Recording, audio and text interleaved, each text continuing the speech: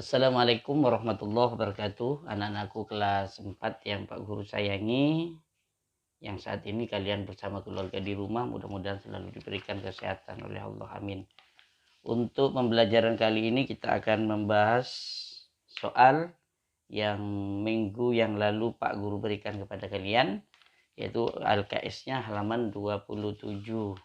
Dan untuk lebih barokahnya, mari kita mulai pembahasan soal SKI kali ini dengan ucapan Bismillahirrahmanirrahim. Nomor 1, halaman 27, kalian buka kembali dan kita bahas bersama-sama sehingga kalian dapat memahami ya, mana jawaban yang kalian belum benar. Mohon nanti yang belum benar supaya diperbaiki ya, di buku tulisnya atau di buku LKS-nya. Nomor 1, bagaimana wujud kasih sayang Nabi Muhammad kepada orang-orang kafir yang memusuhinya. Nabi Muhammad tidak pernah membalas kejelekan yang dilakukan oleh orang kafir Quraisy. Walaupun mereka semua memusuhi baginda Nabi Muhammad, tetapi Nabi Muhammad itu tidak pernah membalas dengan kejelekan. Yang menghina Nabi Muhammad tidak membalas dengan kejelekan, dengan kehinaan juga. Kejelekan dilakukan oleh orang kafir Quraisy itu tidak dibalas dengan kejelekan. Nomor 2, sebutkan 4 sifat mulia yang dimiliki Nabi Muhammad sebagai Rasul, yaitu siddiq, amanah, tabligh, dan fatona. Mengapa manusia berkewajiban untuk merawat dan melestarikan alam raya ini? Karena manusia sebagai khalifah fil ardi, yaitu sebagai pemimpin di bumi ini. Jadi memiliki tugas untuk melestarikan alam semesta. Nomor 4, sebutkan contoh bahwa Nabi Muhammad menyayangi anak-anak. Itu beliau, baginda kanjeng Nabi Muhammad, ketika sedang sholat, kemudian cucunya gendong mengganggu Nabi ketika sholat, tapi beliau tidak marah kepada cucunya. Dan bahkan beliau terhadap cucunya Hasan dan Husain selalu memeluk, mencium, dan juga mengajarkan kebaikan, yaitu dengan mengucapkan salam. Ya, diajarkan mengucapkan salam dan juga sering bermain dengan anak-anak kecil. Ini menunjukkan bahwa beliau sayang kepada anak-anak. Nomor 5, apa yang dimaksud dengan sifat tabligh pada diri Nabi Muhammad? Tabligh artinya menyampaikan. Apa yang disampaikan? Yaitu firman Allah Subhanahu wa taala. Jadi wahyu Allah semuanya disampaikan kepada umatnya. Ini menunjukkan bahwa beliau memiliki sifat yaitu tabligh, menyampaikan. Tidak bersifat menyembunyikan. Ya, tidak sifat menyembunyikan apa yang telah diwahyukan Allah. Nomor 1, uraian pilihan ganda di halaman 30. Ya. Setiap perilaku kasih sayang terhadap makhluk hidup akan mendatangkan pahala. Nomor 2, Rasulullah terkenal sebagai orang yang bersikap santun. Nomor 3, berikut ini bukan sifat mulia yang dimiliki Nabi Muhammad adalah kitman, yang bukan ya. Berarti kitman. Artinya kitman menyembunyikan. Uswatun hasanah berarti artinya teladan yang baik. Nomor 5, Nabi Muhammad adalah suri teladan yang baik. Nomor 6, berikut bukan sikap yang sesuai dengan tuntunan Nabi Muhammad adalah D, yaitu mengotori ruangan kelas. Nomor 7, Rasulullah mempunyai akhlak dan kepribadian yang mulia. Ya, bukan baik saja, tapi mulia. Baik di atasnya baik. Orang yang paling baik itu namanya mulia. Nomor 8, cucu Nabi Muhammad yang menaiki punggung beliau ketika sedang sholat adalah Hasan. Nomor 9, Nabi Muhammad ketika menyembelih binatang yaitu dengan menggunakan pisau tajam agar tidak menyakitinya. Ya.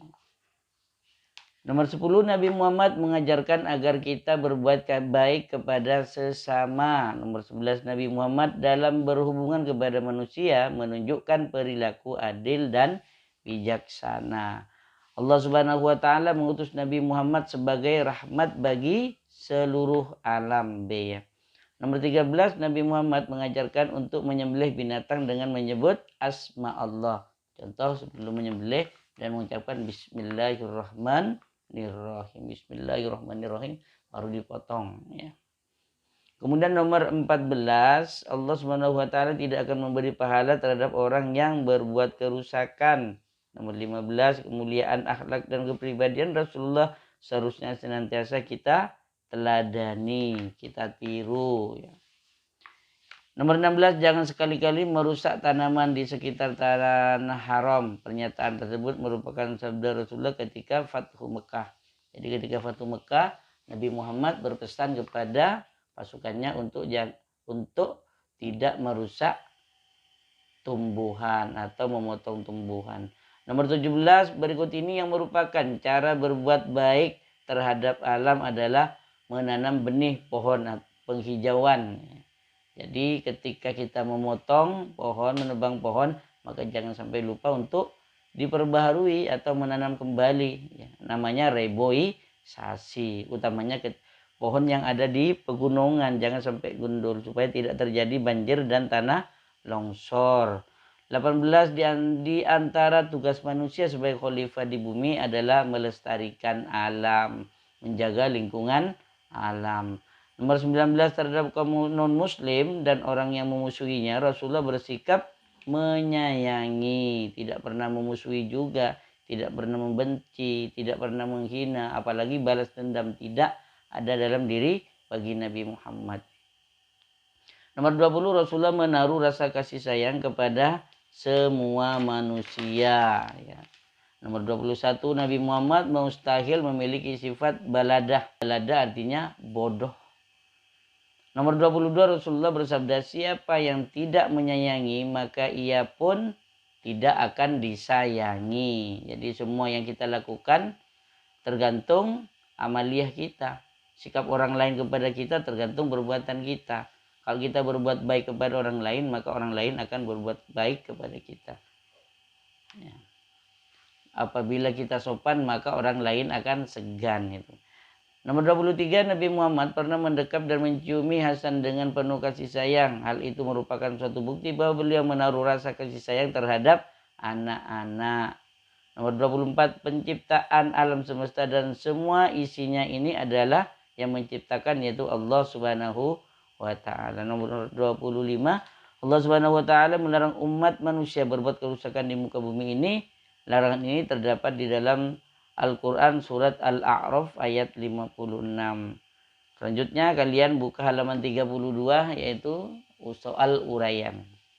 Sebutkan bentuk-bentuk kasih sayang Nabi Muhammad yang menggambarkan tugas yang beliau emban.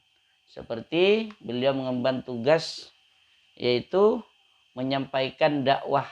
Ya. Ketika menyampaikan dakwah, beliau itu dengan cara yang santun. Dengan cara memberikan contoh teladan kepada orang lain, utama kepada sahabatnya. Jadi walaupun baginda Nabi dianiaya, tapi baginda Nabi melakukan perbuatan yang terbaik kepada orang yang menganiaya. Walaupun Nabi dihina, difitnah dan sebagainya, Nabi tidak membalas dengan fitnaan, tidak membalas dengan aniayaan. Justru beliau memaafkan, ya, tidak pernah melawan, ya, tidak pernah membalas kejelekan orang lain, apalagi kepada orang yang memusuhi baginda Nabi sendiri. Jadi ketika beliau menyampaikan dakwahnya, beliau itu tidak pernah dengan kasar. Beliau itu tidak hanya dengan kata-kata, akan tetapi yaitu dengan perbuatan baik, sehingga orang lain yang melihat sikap baginda Nabi merasa tergugah, ya, untuk ikut akhlak beliau.